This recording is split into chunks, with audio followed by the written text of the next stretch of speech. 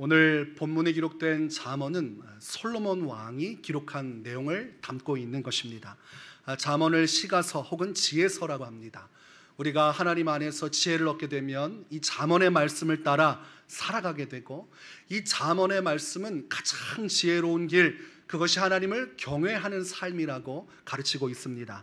잠언 1장 7절에서 여호와를 경외하는 것이 지식의 근본이거늘 미련한 자는 지혜와 훈계를 멸시하느니라고 말씀을 합니다. 하나님을 경외하는 것이 가장 큰 지혜입니다. 그래서 우리가 이 땅 가운데서 수많은 지혜로운 자들을 말할 수 있지만, 하나님을 만나고 그 하나님의 비밀한 복음의 지식을 깨닫고 하나님의 복음을 따라 주님의 말씀을 따라 살아가는 자가 이 세상에서 가장 지혜로운 자라고 하나님은 말씀해 주시는 것입니다. 그 말씀의 지혜와 훈계를 멸시하고 하나님 섬기기를 멸시하는 자는 가장 어리석은 사람이라고 할 수가 있겠습니다. 세상적으로 부와 명예를 얻고 있다 할지라도 하나님의 말씀과 그에 따른 지혜와 훈계를 우습게 여기면 주님은 그 사람을 가장 어리석다고 말을 합니다. 성경에서는 어리석은 부자에 대한 이야기가 나와 있습니다. 부를 축적하고 세상적으로 성실하게 살아서 많은 것들을 이루고 꿈꾸지만 주님은 그를 어리석다고 표현을 하는 것입니다. 우리의 인생에 가장 중요한 것은 하나님을 경외하는 삶이다. 우리가 추구해야 할 가장 궁극의 지혜는 하나님을 알아가고 하나님을 만나고 그 하나님의 말씀을 따라 주님께 더 가까이 나아가는 삶이라고 할 수가 있겠습니다. 여러분의 인생은 하나님을 경외하는 삶과 아주 밀접하게 연결되어 있습니다. 여러분, 이 세상 만물의 주관자가 누구십니까? 하나님이십니다. 사람의 생과 사와 화와 복, 그 모든 것을 하나님이 결정하신다고 되어 있습니다.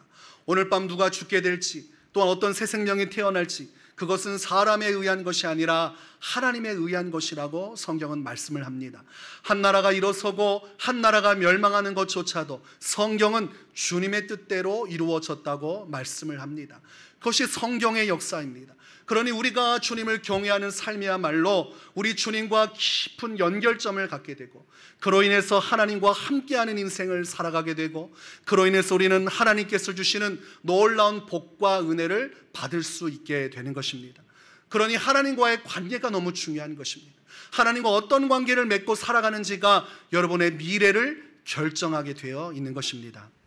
우리가 남녀 간의 사랑을 하게 되면 서로 간에 사랑하여서 법적으로 결혼을 하게 되고 가정을 이루게 되어 있습니다. 아주 너무나 뜨겁게 사랑하여서 아주 뜨거운 사랑으로 서로 한 가정을 이루지요.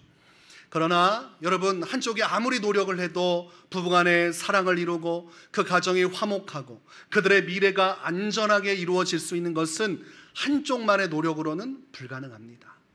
두 명이 함께 좋은 관계를 맺어갈 때에만 그 부부관계가 온전할 수 있고 아름다운 미래를 바라볼 수가 있는 것입니다. 제가 한 가정을 알고 있는데, 그 가정에서 이 남편이 이 술에 대한 문제가 있었습니다. 술을 너무나 좋아하셔요. 일반적으로 우리가 술을 좋아한다고 그러면 우리가 주량을 따지지 않습니까? 별로 관심이 없으셔야 됩니다. 주량을 따지는데 이분은 주량이 없어요. 그러니까 문제가 되는 겁니다. 몇 짝으로 놓고 잠을 자지 않고 몇 박 며칠 그냥 술만 마시는 사람이에요. 그냥 주유하듯이 몸에다가 술을 집어넣는다는 겁니다. 그래서 비몽사몽조차가 아니라 삶이 아예 그냥 아수라장이 돼서 술에 취해서 며칠간을 뒹구는 겁니다. 방이 엉망진창이 되고 난리가 나고, 여러분, 한쪽이 그렇게 행동을 하면 그 관계는 어떻게 되겠습니까? 비극으로 치닫게 되죠. 가정이 온전할 수가 없어요. 나중에 정신병원에 넣었는데도 넣어도 문제예요. 가족으로서 아프지 않습니까? 마음이. 그리고 다시 나와도 문제입니다. 감당이 되지 않는 것입니다. 그러니까 부부 안에 서로가 한 마음이 되고 한 뜻이 되어서 서로 노력하고 좋은 관계를 향해 나가야 미래가 있는 것입니다. 한쪽이 파토를 내면 안 되는 것이, 우리의 인생이라는 것은 하나님과 함께 거하는 삶이라고 할 수 있어요. 하나님은 사람과 함께하기를 원하시고 화목하기를 원하셔서 아담과 하와를 만드시고 오늘날 그 모든 족속으로 하여금 하나님을 찬송하고 주님과 화평을 이루고자 예수님을 십자가에 죽이시면서까지 우리를 불러주셨습니다. 그러나 성도가 하나님을 온전히 경외하지 못하고 세상을 향해 살아가고 죄악을 향해 살아가고 또는 불신자가 주님의 복음을 부정하고 자기 뜻대로 살아가면 한쪽이 이 관계를 훼손함으로써 미래는 기대할 수가 없는 것입니다. 그러니 우리 오늘 본문 말씀은 너무나 중요한 것이에요. 우리가 인생을 살아가면서 정말로 복된 인생, 행복한 인생, 가장 가치 있는 인생을 살고자 하면 오늘 본문 말씀을 지나칠 수가 없는 것입니다. 여호와를 경외하는 것은 사람으로 생명에 이르게 하는 것이라. 여호와를 경외하는 삶이 중요하다는 것입니다. 그저 흘러가는 많은 인생 속에서 제대로 미래의 길을 열고 제대로 복을 받고 누리고 주님께서 주시는 위로와 평안을 누리고자 하면 반드시 사람은 주님을 경외하는 인생으로 나아가야 한다고 말씀하고 있는 것입니다. 하나님을 경외하는 자는 족하게 지내고 재앙을 당하지 아니하느니라. 우리 미래에 대한 이야기예요. 여러분, 사람은 과거에 속해서 살아가는 인생이 될 수 없습니다. 과거에 매여 있으면 현실은 아무런 변화도 없어요. 마귀가 좋아하는 것은 과거입니다. 마귀는 끊임없이 과거에 우리의 마음을 붙들어둬요. 과거의 아쉬운 마음, 실패한 마음, 과거의 상처들을 붙들지만 하나님은 과거가 아닌 오늘과 내일, 미래의 문을 여시는 분이십니다. 우리가 미래를 바라보기 원한다면 오직 주를 경외하는 신앙을 가져야 되는데, 오늘 본문 말씀은 세 번역으로 하면 주님을 경외하며 살면 생명을 얻는다. 그는 만족스러운 생활을 하며 재앙을 만나지 않는다. 이렇게 말하고 있습니다. 하나님과 화평의 관계를 맺으면, 주님께서 기뻐하시는 삶을 살아가면 주를 경외하는 그 삶 속에서 주님께서 주시는 은혜와 복이 있다는 것입니다. 우리가 경외라는 말을 낯설어 할 수가 있습니다. 경외한다. 나는 주님을 경외합니다. 여러분, 경외한다는 것은 주님을 두려워한다는 것과 같습니다. 주님을 두려워한다. 제가 어린 시절에 초등학교 시절이 기억이 나요. 그때 선생님이 교무실로 부르시면 가슴에 콩닥콩닥 뛰는 거예요. 왜 부르실까? 멀리서 선생님만 봐도 긴장이 되고, 그때 한창 선생님이 오실 때마다 90도 인사를 하곤 했습니다. 교무실로 들어가는데 항상 정해진 규칙이 있어요. 문을 두드려야 되고 들어오라는 말이 있을 때만 들어가서 인사를 하고 그 앞에 서서 가만히 있어야 됩니다. 그런 교육을 받았던 기억이 나요. 그때 선생님 앞에 서면 왜 이렇게 내가 작아지는지, 눈을 똑바로 쳐다보지도 못하고 고개를 숙이고 긴장된 마음으로 선생님의 말씀을 듣는 것, 경청하는 일을 했습니다. 여러분, 그 두려움, 선생님을 향한 존경의 마음으로, 긴장하고 두려운 마음으로 그 앞에 겸손히 행하는 것, 이것이 경외라는 것입니다. 하나님을 두려워하라. 주님을 존중하고 가장 극진히 높여서 그 앞에 자신을 겸비하여 떨림과 긴장으로 주님을 최고로 섬겨드리는 것. 여러분, 스승을 존경하고 경외하면 최선을 다해서 섬기지 않습니까? 하나님도 마찬가지. 하나님을 함부로 여기고 하나님을 인생의 2등, 3등으로 두고 하나님에 대해서 아무런 감흥도 없이 살아가는 인생은 경외하는 신앙이 아닙니다. 우리 인생을 살면서 하나님을 가장 소중히 여기고 그분을 인생의 첫 번째로 두고 날마다 주 앞에 예배할 때도 기도할 때도 항상 주님을 두렵고 떨림으로 최선을 다해 섬기며 그를 위해 나아갈 때, 그게 바로 경외하는 신앙입니다. 오늘날 하나님을 경외하는 신앙이 무너져 내리고 있습니다. 편하게만 하나님을 섬기려고 해요. 여러분, 구약시대 왜 성막을 만들고 하나님이 그 고생을 해서 말씀하신 대로 그 모든 기구들을 만들고 배치하고 최고의 것을 들여서 성막을 만들었겠습니까? 주님을 경외하는 마음을 가지라는 것입니다. 하나님의 명령을 따라 한 땀 한 땀 휘장을 만들어가고 전문가들이 모여서 최고의 것을 가지고 그 모든 성막의 기구를 만들어가는 과정 속에서 하나님을 존귀하게 여기고 하나님을 가장 높은 분으로 인식하여서 그분 앞에 엎드리고 굴복하고 그분을 높여드리는 마음가짐을 가지라고 주님이 그 과정을 만드신 것입니다. 성막의 거룩함 속에서 주님을 온전히 두렵고 떨림으로 바르게 섬기라고 그 신앙 중심을 주시기 위해서 하나님이 성막을 만들게 하신 것입니다. 하나님은 성막 따위의 존재에 휘둘리는 분이 아니에요. 다만 그 모든 과정 속에서 주를 경외하는 마음을 가지라고 말씀하는 것입니다. 그래서 예배할 때도 우리가 예물 생활을 할 때도 가장 중요한 것은 우리의 마음가짐, 하나님 앞에 최선을 다해서 가장 좋은 것을 드리고자 하는 마음으로 예배하고 찬양하고 모여서 주 앞에 나아가는 것이지요. 그래서 우리 하나님을 경외하는 사람들은 삶이 일반인들과 달랐습니다. 자신의 삶은 조금 부족하고 넉넉하지 않고 여러 가지 문제가 있어도 하나님을 섬기는 것에 있어서는 최선의 노력을 다했습니다. 하나님을 경외하기 때문이에요. 하나님을 가장 소중하게 여기기 때문입니다. 그래서 믿음의 사람들은 주를 경외함으로 항상 주님만을 의지하였고 하나님의 말씀을 붙들고 어떻게든 그 말씀을 지키기 위해서 고난과 핍박도 감수했습니다. 그것이 주님을 가장 높여 올려드리는 경외의 삶인 것을 알았기 때문입니다. 그리고 매일의 삶에서 주님께 가까이 나아가고자 최선의 몸부림을 쳤어요. 우리가 옛날에 헌금을 할 때 우리 믿음의 선배들이 어떻게 했습니까? 헌금 그냥 하지 않았다고 그러지요. 전날에 은행에 가서 그것을 아주 깨끗한 돈으로 빼오거나 아니면 돈을 다려가지고 하거나. 요즘 그 이야기하면 사람들이 웃습니다.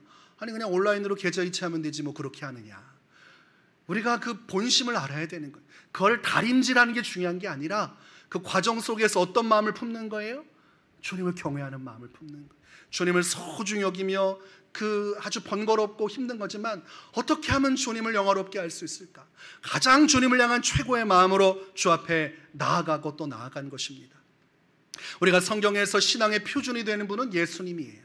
예수님은 주님 앞에서 어떻게 주를 경외하는 모습을 보여주셨는가? 히브리서 5장 7절은 세 번역으로 이렇게 기록을 하고 있습니다. 예수께서 육신으로 세상에 계실 때에 자기를 죽음에서 구원하실 수 있는 분께 큰 부르짖음과 많은 눈물로써 기도와 탄원을 올리셨습니다. 하나님께서는 예수의 경외심을 보시어서 그 간구를 들어주셨습니다. 주님을 경외하였기 때문에 하나님이시며 사람이신 예수님께서 자신을 낮추어서 그분 앞에 울부짖으며 기도하고 눈물을 쏟아내며 기도하고 자신을 낮추사 오직 주님의 이름을 위해서 기도하고 또 기도하셨다고 되어 있습니다. 예수님의 그 자기를 낮추시고 주를 높이시는 그 경외의 마음을 주님이 그 모습 속에서 보시고 그의 간구를 들어주셨다고 말씀을 하고 있는 것입니다. 그러니 성경에서 우리가 배울 것은 주를 경외하는 신앙을 배워야 하는 것입니다. 오늘 이 시대 가운데 하나님을 경외하는 사람이 점점 사라져가고 있어요. 편한 것을 따라 사람 중심의 신앙을 하다 보니까 모든 것이 간소화되고 모든 것이 다 패습니다. 그러면서 본질을 추구한다고 하면서 정작 본질로 들어가면 마음의 중심이 옛날의 믿음의 선조들보다 못한 경우를 보게 됩니다. 오늘 우리는 그렇기 때문에 예수님의 모습을 묵상해야 돼요. 눈물 흘리시며 그 고통 속에서도 하나님만을 붙들고 끝까지 기도하고 눈물을 쏟아내며 하나님만을 높이 높이 올리시고 그분의 뜻을 이루기 위해 몸부림치셨던 그 경외의 삶을 우리가 닮아가야 합니다. 여러분, 주님을 경외하는 삶을 살아가시기 바랍니다. 무엇보다 주님을 가장 소중히 여기고 주님의 말씀을 따라 깨어 기도하며 주의 뜻을 이루기 위해 주님만을 의지하며 주님 한 분만을 위해서 여러분의 인생을 전심으로 주께 불꽃같이 태워드릴 수 있기를 바랍니다. 여러분, 그렇게 우리가 주님 한 분만을 경외하며 두렵고 떨림으로 주를 온전히 섬기면 주님이 주시는 복과 은혜가 있는데 그 첫 번째가 하나님께서 우리의 먹고 사는 문제를 다 책임져 주신다는 것입니다. 오늘날 그럴 거예요. 과거 7, 80년대도 아니고 먹고 사는 문제를 가지고 왜 설교를 하느냐, 뭐 그런 이야기를 할 수도 있겠습니다. 그러나 여전히 어려움 가운데 살아가는 사람들이 너무나 많은 시대입니다. 잘 사는 사람 또 잘 살지만 못 사는 사람은 또 못 살아요. 그러나 잘 사는 사람이 못 사는 사람이 될 수도 있고 못 사는 사람이 잘 사는 사람도 될 수 있습니다. 인생은 한 치 앞도 알 수 없습니다. 여러분, 대부분 인생의 밑바닥까지 간 사람들 가서 물어보십시오. 이렇게 노숙 생활을 할 줄을 아셨습니까? 라고 하면 100% 다 몰랐다고 얘기할 거예요. 하루아침에 그렇게 몰락할 줄 몰랐다, 그렇게 얘기할 겁니다. 왕년에 연예계에 데뷔해서 큰 스타가 된 사람들, 지금은 그 이름이 잊혀졌지만 요즘 그 스타들을 찾는 일들을 하고 있어요. 그래서 그들을 인터뷰를 해요. 그러면 깜짝깜짝 놀랍니다. 옛날의 영광이 다 사라졌어요. 질병으로 인해서 가산을 다 탕진하고 아무것도 없는 빈털터리로 그렇게 사람들에게 잊혀진 채 고생스럽게 사는 사람들이 너무나 많다는 걸 보게 됩니다. 우리의 인생도 예외는 아니에요. 항상 우리는 불안정한 인생 속에 살아가고 있습니다. 누가 어떻게 될지 몰라요. 더군다나 오늘날 코로나 바이러스로 인해서 여러분 얼마나 막대한 위기의 경우를 우리가 경험하고 있습니까? 소상공인들 얼마나 많이 힘겨워하고 있어요. 하나님 안에서 이 시대에 산입에 거미줄 치겠는가라고 말을 하지만 삶이 어려워서 자살하고 삶이 어려워서 낙심하여서 인생이 바닥까지 고꾸라져서 잠 못 이루고 한숨 짓는 삶이 우리의 인생과 멀리 떨어져 있지 않음을 우리는 깨달아야 됩니다. 여러분, 우리의 인생은 보이는 것이 전부가 아니요 우리가 보이지 않는 세계를 보아야 하는데 하나님의 세계가 있고 하나님의 나라가 있고 하나님의 뜻이 있어요. 그 하나님을 경외하는 자는 보이지 않는 하나님의 은혜를 따라 삶에 많은 도움을 얻게 되는데 주님은 우리의 생계와 삶의 문제를 다 해결해 주시는 분이심을 여러분 믿으시기 바랍니다. 경외하는 자는 족하게 지낸다. 오늘 본문에 기록되어 있는 것이 그는 만족스러운 생활을 하며 라고 말씀하고 있습니다. 시편 34편 10절에 젊은 사자는 궁핍하여 줄일지라도 여호와를 찾는 자는 모든 좋은 것에 부족함이 없으리로다. 여러분, 젊은 사자가 얼마나 패기가 넘칩니까? 그 젊은 사자의 발톱과 그 이빨은 아무나 물어뜯고 먹을 수 있는 권세를 의미하지요. 그렇게 당당한 사자도 언젠가는 문제가 생겨서 못 먹을 것이 없어서 굶주릴 때가 있을지라도 하나님을 경외하는 사람, 하나님을 찾는 사람, 하나님을 가까이 하는 사람은 결단코 모든 좋은 것에서 부족함이 없게 되리라고 주님은 약속을 하고 계신 겁니다. 여러분, 주님의 약속을 믿으시기 바랍니다. 요한복음 6장에 보면 오병이어의 기적이 나와 있습니다. 수많은 사람들이 예수님의 말씀을 듣기 위해서 산으로 운집했습니다. 그들이 한참 말씀을 듣고 보니까 먹을 것이 없었어요. 세하려 보니까 5,000명이나 더 되는 사람들이 굶주리고 있었습니다. 그때 예수님께서는 제자들에게 너희가 먹을 것을 준비하라 말씀하셨지만 제자들은 아무리 계산해도 자신들이 이 들판에서 그들에게 먹을 것을 줄 수 없음을 깨닫게 됩니다. 그때 그들이 가지고 있던 것은 보리떡 5개와 물고기 2마리밖에 없었어요. 아무것도 할 수 없는 것이었고 현실적으로는 이들을 다 저기 먼 마을로 보내서 밥을 먹고 집으로 가든지 다시 오게끔 해야 하는 것입니다. 현실적으로 먹고 사는 문제 지금 해결이 안 되는 상황입니다. 도저히 이 문제를 해결할 수가 없어요. 그런데 예수님이 어떻게 해결하셨습니까? 이 보리떡 5개와 물고기 2마리 이 작은 것을 가지고 축사하시고 베풀어 주니까 그곳에 모인 5,000명 더 되는 사람들이 마음껏 그것을 먹고도 12바구니나 남았다고 성경은 기록을 합니다. 우리가 아무리 먹고 사는 문제 가운데 얽혀있고 근심하고 있다 할지라도 지금 우리가 어떤 재정적인 문제로 인해서 고난을 당하고 있다 할지라도 주님은 하나님의 방법으로 그 문제를 해결해 주실 수가 있는 것입니다. 엘리야 시대에 가뭄의 날이 왔어요. 긴 가뭄을 통해서 먹고 사는 문제가 어려워졌습니다. 그런 가뭄이 올 줄을 누구도 알 수 없었어요.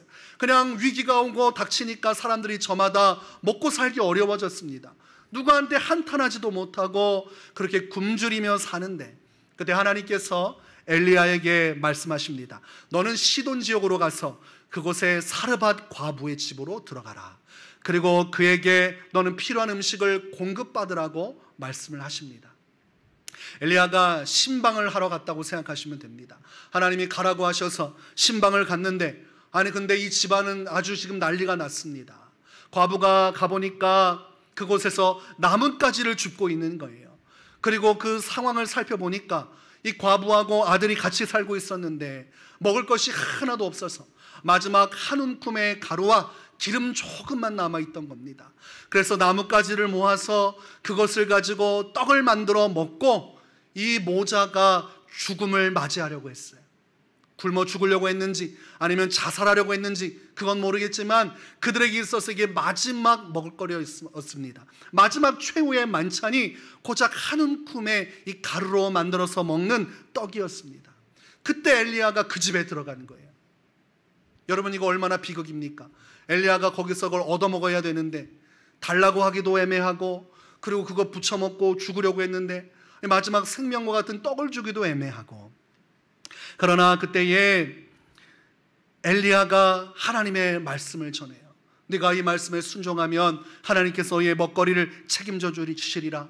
열왕기상 17장 14절에 이스라엘의 하나님 여호와의 말씀이 나 여호와가 비를 지면에 내리는 날까지 그 통의 가루가 떨어지지 아니하고 그 병의 기름이 없어지지 아니하리라 하셨느니라. 여러분 믿겨지십니까? 어느 날 제가 신방을 갔어요. 여러분 집안에 아주 난리가 나가지고 다 차압당하고 이제 돈 한 푼도 없어서 라면 한 그릇 끓여 먹고 이제 죽으려고 하고 있는데, 제가 신방을 가서 그 라면 내게 주면 하나님께서 곧 이 가정 회복시켜 주신다 라고 말을 하면 여러분 어떻게 하시겠습니까?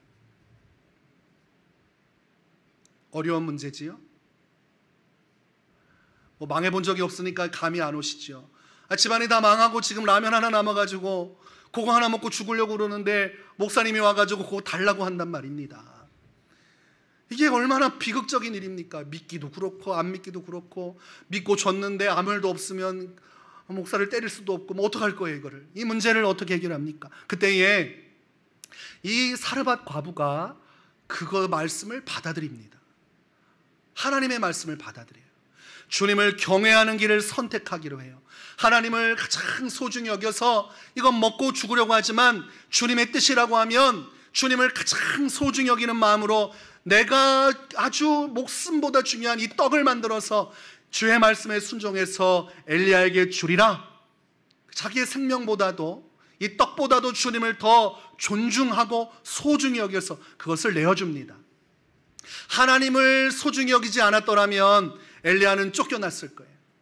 발로 차임을 받고 침뱉음을 당했을 것입니다. 그러나 자신들이 먹고 죽을 이 마지막 이 하나의 떡보다도 자신의 생명보다도 하나님을 더 경외하는 마음으로 받아들였고 그에게 음식을 장만해서 바쳤습니다. 이제 빈털털이 거지가 됐어요. 그런데 하나님께서 복을 주시기 시작합니다. 열왕기상 17장 16절에 여호와께서 엘리야를 통하여 하신 말씀같이 통의 가루가 떨어지지 아니하고 병의 기름이 없어지지 아니하니라. 여러분, 이것이 하나님께서 일하시는 방식이에요.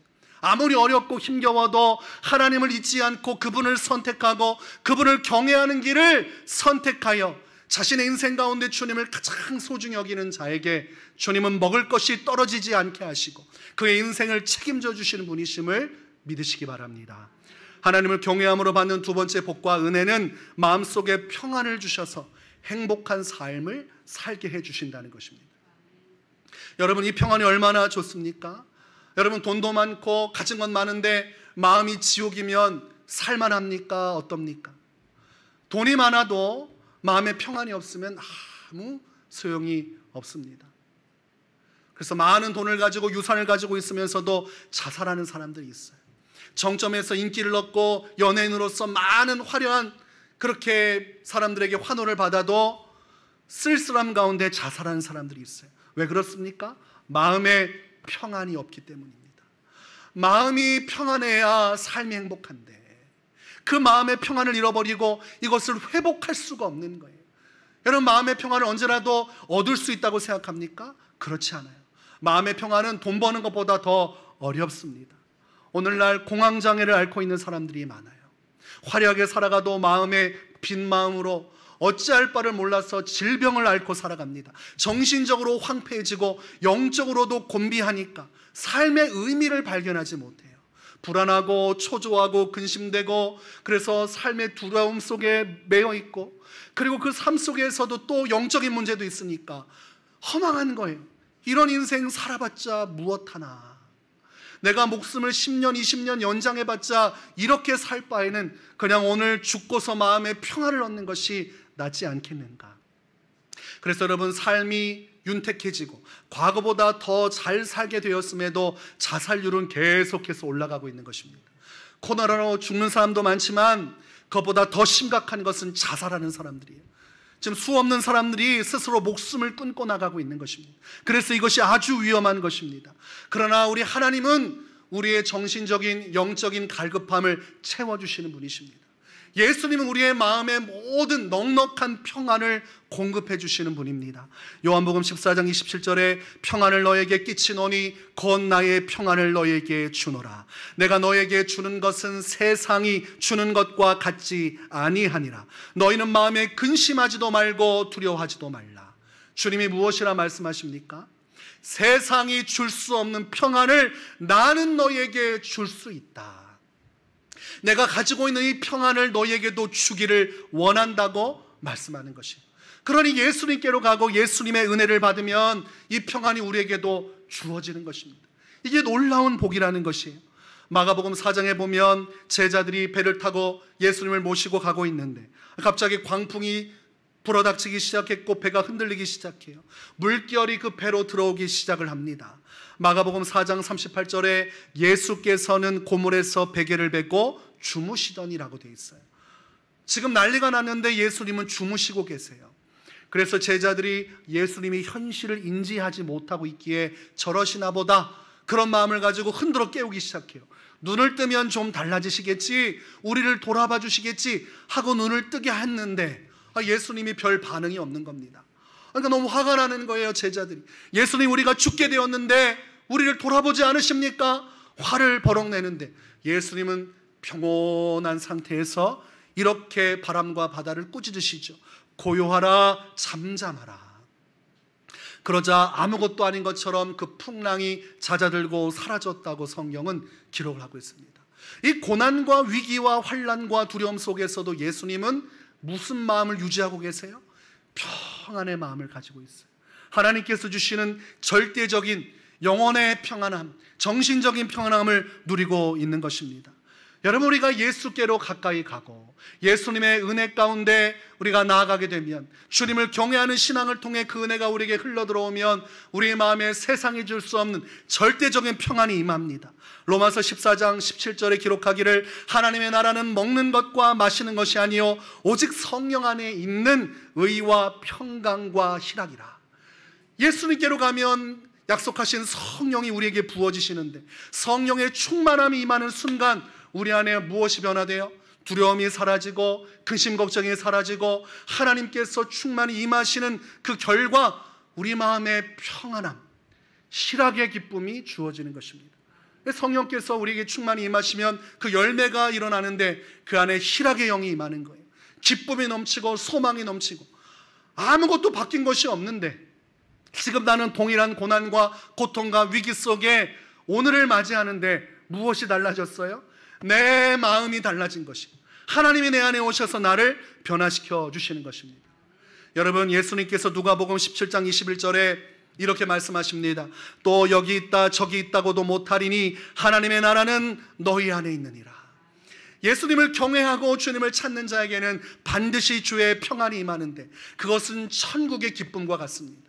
우리가 하나님 나라에 사도 바울처럼 들어갔다 올 수는 없지만 성령께서 우리에게 임하시면 우리는 그 안에서 천국의 기쁨을 간접적으로 맛보게 되는 것입니다. 여러분, 우리가 눈물로 기도하고 주님의 은혜를 사모하고 주님께 나아갈 때 여러분의 인생 속에 어떤 신앙의 고백이 있습니까? 말로 표현 못할 기쁨을 누린 경험이 있으실 거예요. 제게도 동일한 경험이 있습니다.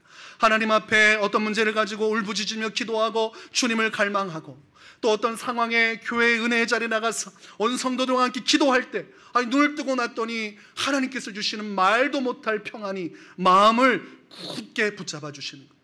내일이 와도 두렵지 않고 이 문제가 내 눈앞에 있어도 두렵지 않고 하나님이 주시는 그 절대적인 평안이 제 자신을 채우고 붙들어 주는 것을 경험했습니다.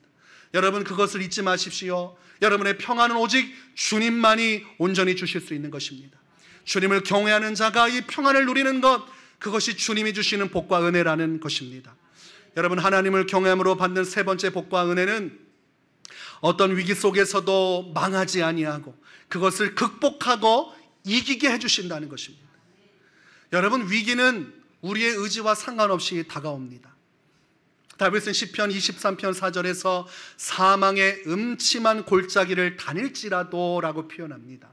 사망의 음침한 골짜기를 여러분 해석하면 어떻습니까? 정말 죽을 것 같은 두려움이 임박하는 큰 위기의 어둠 속에 내가 사로잡혀 있는 듯한 마음, 옴짝달싹 못할 만큼 나를 옥죄에 있는 큰 문제가 내게 다가와도 라고 표현하는 것이, 여러분의 인생 가운데도 그런 위기가 찾아올 수 있습니다.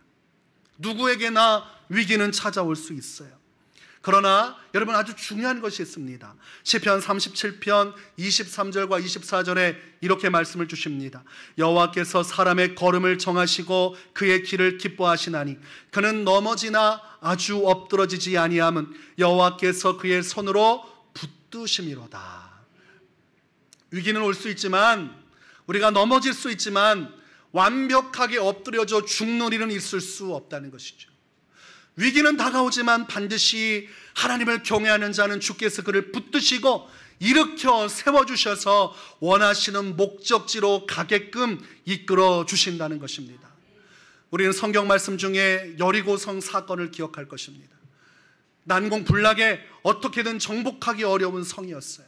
여호수아가 그 성을 진격해서 무너뜨려서 차지해야 되는데, 여러분, 아무리 봐도 끝도 없이 저 높은 성, 아무리 둘러봐도 어디 하나 침공할 방법이 없는 저 성, 넘어갈 수도 없고 부술 수도 없고 저들을 밖으로 유인해낼 수도 없고 아무런 방도가 없었습니다. 여기 뚫고 지나가지 않으면 결국은 다시 되돌아가야 되는데 되돌아갈 곳도 없어요.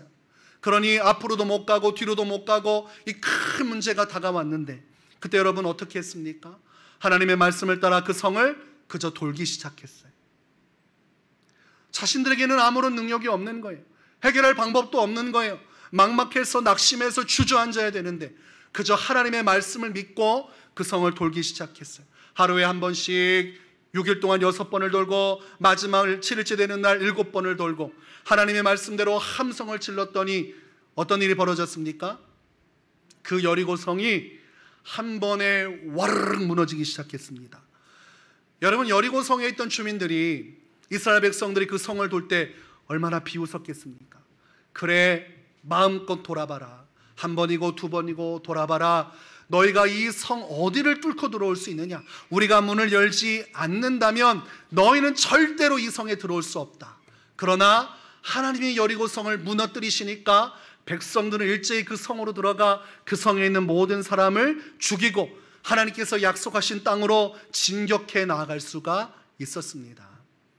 여러분, 위기는 찾아오고 우리 가운데 여리고성과 같은 문제는 찾아와도 우리는 결코 그 문제 가운데 넘어지지 아니하고 하나님을 경외하는 신앙만 놓치지 않는다면 우리는 하나님께서 주시는 승리를 경험할 수가 있다는 것입니다. 시편 37편 39절과 40절에 이렇게 말씀을 합니다. 의인들의 구원은 여호와로부터 오나니 그는 환난 때에 그들의 요새이시로다. 여호와께서 그들을 도와 건지시되 악인들에게서 건져 구원하심은 그를 의지한 까닭이로다. 끝까지 주님을 경외하여 주의 말씀을 따라 주님 앞에 기도하고 주님만을 의지했더니 여리고성이 무너져 내렸다는 것이죠. 여러분의 인생도 똑같습니다. 여러분 인생 가운데 어떤 위기가 찾아왔는가가 핵심이 아니에요. 어떤 위기가 우리에게 찾아왔는가보다 중요한 것은 내가 그 가운데서 어떤 신앙으로 주님 앞에 서 있는가가 중요하다는 것입니다. 우리 인생 가운데 앞으로도 수 없는 문제들은 찾아올 것입니다. 수많은 문제가 찾아올 거예요. 먹는 문제도, 우리가 생활하는 재정의 문제도, 그리고 어떤 사업에 관한 문제일 수도 있고, 여러분의 자녀의 문제일 수 있어요. 질병의 문제일 수도 있고, 여러분의 헤아릴 수 없는 수많은 위기들이 여러분 가운데 찾아오고 또 찾아올 수 있습니다. 그럴 때 여러분 기억하십시오. 왜 이 문제가 내게 왔는가에 초점을 둘 것이 아니에요. 이 문제가 얼마나 크고 무서운가가 여러분의 초점이 아니에요. 나는 지금 이 상황에서 어떤 신앙으로 주 앞에 서 있는가? 나는 그럼에도 불구하고 주님을 끝까지 경외하며 살아가고 있는가? 이것이 제일 중요한 신앙의 포인트입니다. 많은 사람들이 환난과 위기 속에서 주변을 살펴볼 뿐 누구를 정작 살피지 않습니까? 자기 자신을 살피지 않아요. 자기는 지워버리고 이 문제만 바라보는 거예요. 그러니까 원망을 하는 것입니다. 그러나 성경은 어디에 초점을 두는 거예요? 우리에게 초점을 두는 거예요.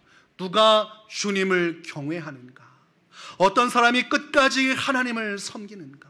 누가 변치 않고 주의 말씀 앞에 서서 주 앞에 그 말씀을 따라 살아가는가? 누가 주님 앞에 무릎을 꿇고 예수님처럼 눈물을 쏟아내며 부르짖으며 주 앞에 엎드려 주님을 경외하는가? 주님은 우리의 삶의 그 신앙의 모습을 보시는 것입니다. 그러니 여러분, 오늘날 지금 이 순간 여러분 어떤 문제를 가지고 계십니까? 그곳에서부터 관점을 돌리시기 바랍니다. 나를 볼 수 있어야 돼. 나는 어떤 모습으로 주 앞에 서 있는가? 나는 정말로 주님을 경외하고 있는가? 나는 내 능력과 내 힘을 따라 살아가려고 하는가? 아니면 주님을 경외하여 주님만을 의지하고 있는가? 여러분, 이것이 너무나 중요한 것입니다. 여러분이 주님을 경외하는 길을 선택한다면, 그 길을 벗어나지 않는다면, 하나님께 예배하고 찬양하고 기도하고 그 말씀을 따라 살아가는 뻔한 것 같은 그 신앙의 패턴을 벗어나지 않고 더욱더 주님을 경외할 수 있다면, 하나님은 여러분의 모든 재정적인 문제, 여러분의 먹고 사는 문제 다 책임져 주십니다. 하나님은 여러분의 마음속에 천국의 기쁨을 부어주시고 여러분이 이 세상을 어떠한 위기 속에서도 기쁨으로 살아갈 힘을 공급해 주십니다. 그리고 여러분에게 찾아온 그 위기를 마침내 극복하고 이겨낼 수 있는 살 길을 열어주시고 여러분을 도와주셔서 무디어진 우리의 무릎을 일으켜 세워 우리의 소망과 꿈을 이루게 해 주십니다. 이 마지막 말세의 시대, 혼란스러운 시대 속에서 우리 주님이 찾는, 주님을 경외하는 신앙인으로 살아가시기를 주의 이름으로 축원합니다.